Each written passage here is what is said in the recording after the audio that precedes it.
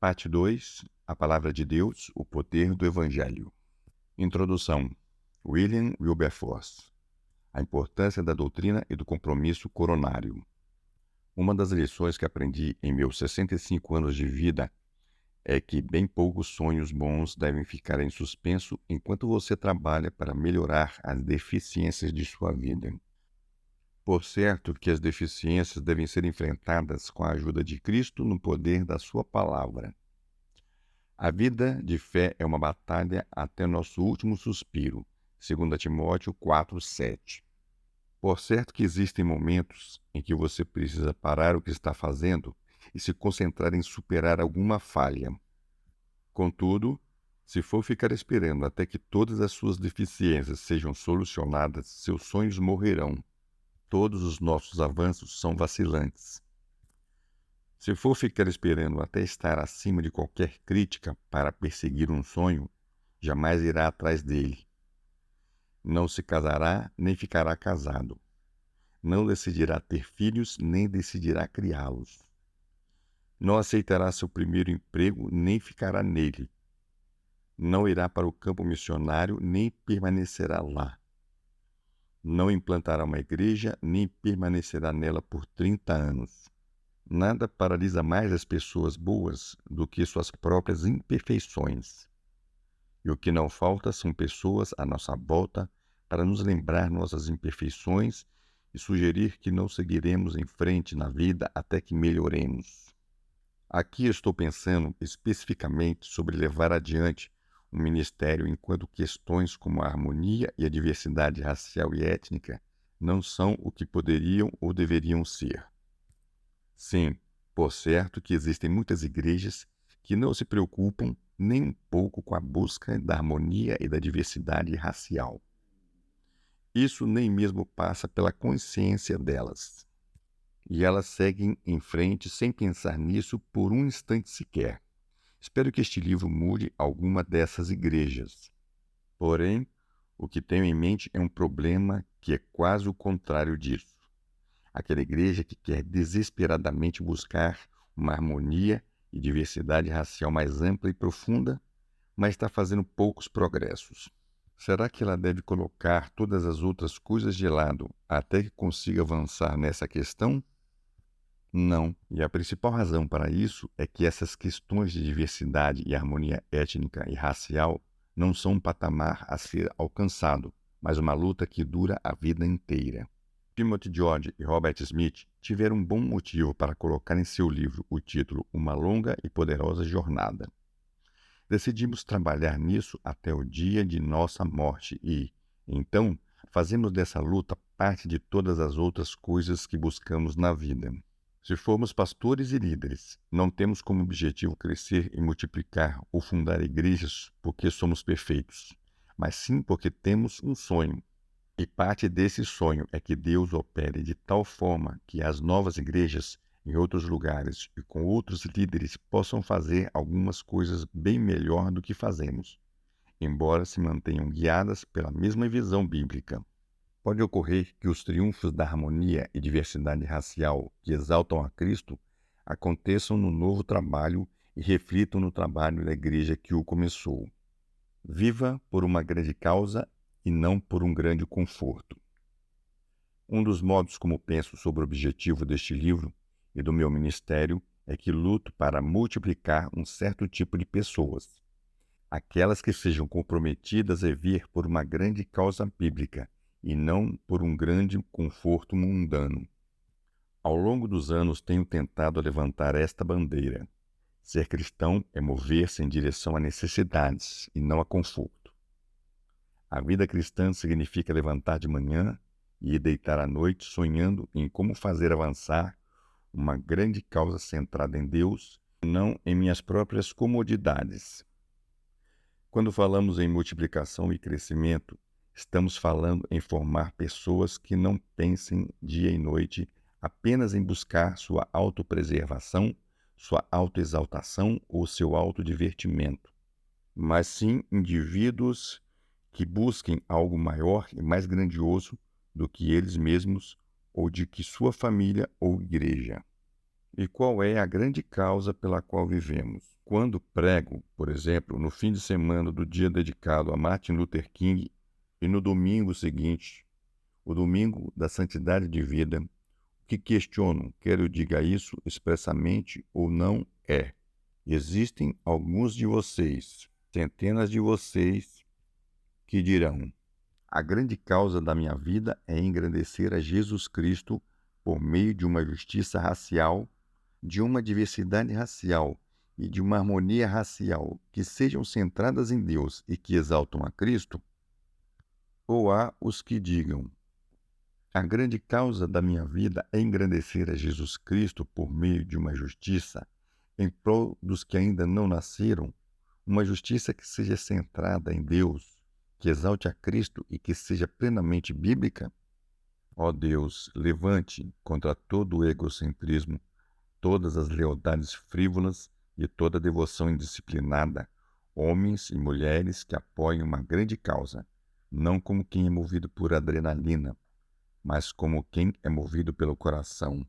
A adrenalina produz um surto de energia necessária, mas depois deixa o corpo prostrado.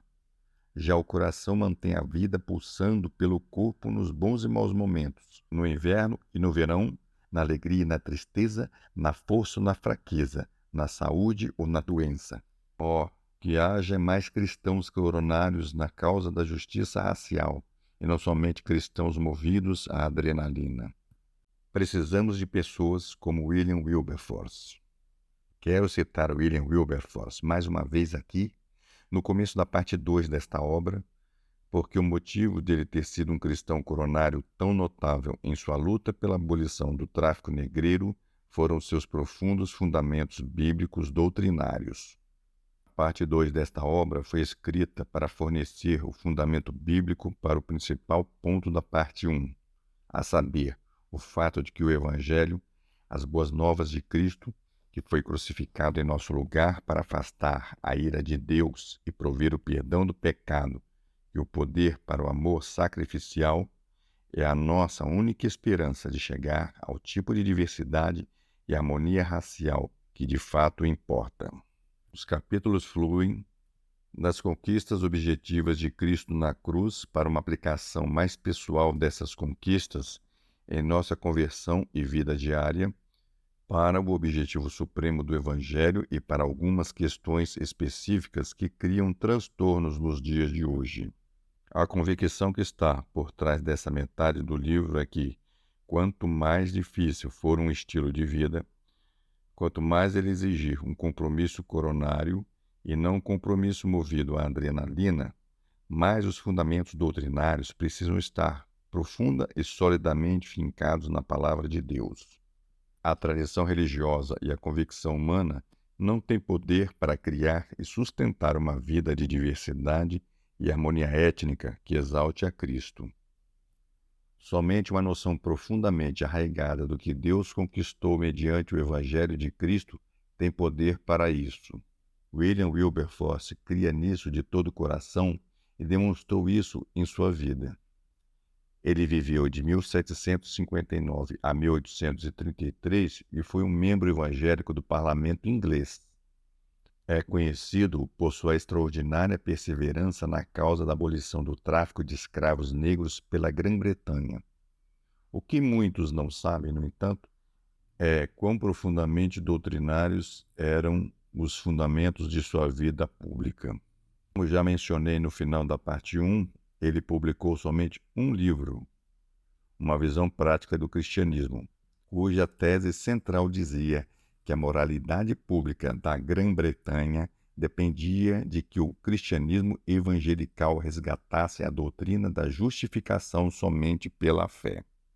Ele era particularmente zeloso em manter a relação correta entre boas obras e justificação.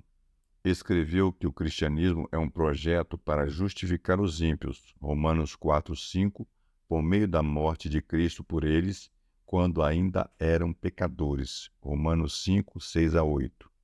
Um projeto para nos reconciliar com Deus quando éramos seus inimigos, Romanos 5:10.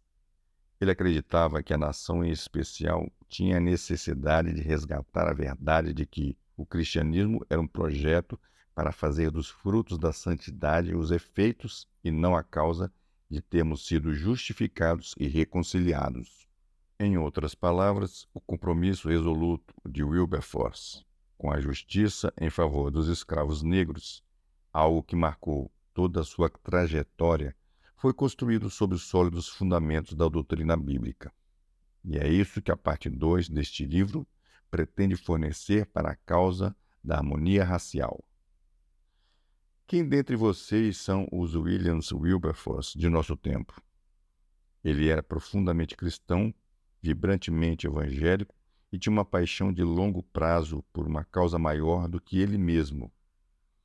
Em 28 de outubro de 1787, aos 28 anos de idade, ele escreveu em seu diário: "O Deus Todo-Poderoso colocou diante de mim dois grandes propósitos: a eliminação do tráfico de escravos negros e a reforma da moral."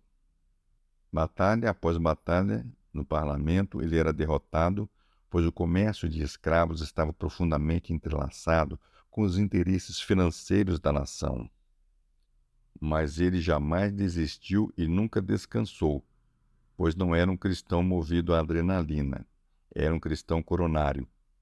Em 24 de fevereiro de 1807, às 4 da manhã, 20 anos após ele ter escrito aquelas palavras em seu diário, foi proferido o voto decisivo que tornou o comércio de escravos ilegal. Ainda assim, a obra não estava completa e levou mais 20 anos de perseverança. O que dizer sobre a escravidão em si? Somente em 26 de julho de 1833, 16 anos depois e 3 dias antes da morte de Wilberforce, foi proferida a votação que fez com que a escravidão em si, não apenas o comércio de escravos, se tornasse legal na Inglaterra e em todas as suas colônias.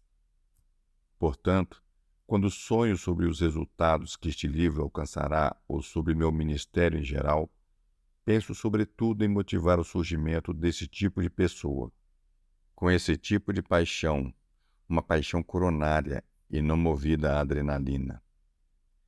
Alguém comprometido com uma grande causa que seja centrada em Deus, que exalte a Cristo, que seja plenamente bíblica, que busque a justiça, alguém cujo compromisso com essa grande causa e não com um grande conforto jamais esmoreça. Com esse propósito, agora passaremos a ver os tipos de fundamentos bíblicos que despertaram e sustentaram William Wilberforce.